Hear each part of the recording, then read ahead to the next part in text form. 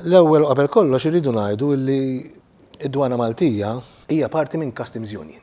Jiġifieri llum bi-sħubija ta' Malta fl-Unjoni Ewropea m'għadniex biss dwana ta' Malta, ma' dwana ta' Malta u tal-Unjoni Ewropea x'aħna parti minn għaqda doganali waħda.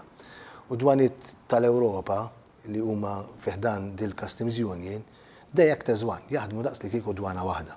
Fi għandna liġi waħda, tariffa waħda u niskambjaw ħafna informazzjoni ma' xulxin fil-waqt li għandna numru ta' fora fejn niltaqgħu b'mod regolari fuq diversi aspetti tal-operat tagħna. Imma lil minn l-Unjoni Ewropea imbagħad attivi wkoll aħna fil-World Customs Organization.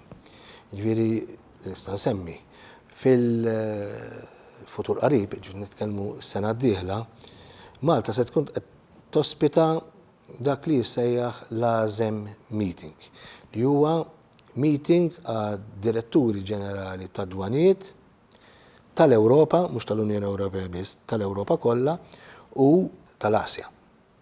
Huwa meeting fejn jiġu diskussi kooperazzjoni. Isir kull sentejn darba f'pajjiż Asjatiku, darba f'pajjiż Ewropew u li jmiss se jsir f'Malta għan-naħa Ewropea u se nkunu qed niffukaw fuq numru ta' temi, inkluż nidħlu għal joint operations, għal operazzjonijiet bejn iż-żewġ naħat, Asja u Ewropa, u min-naħa tagħna se nkunu qed nimbuttaw il-qudiem diskussjoni dwar l-interventi illi d-dwanijiet għandhom jagħmlu fi transshipment hubs. Aħna bħala pajjiż li għandna transshipment hub b'saħħtu jinteressana li niddiskutu da' suġġett.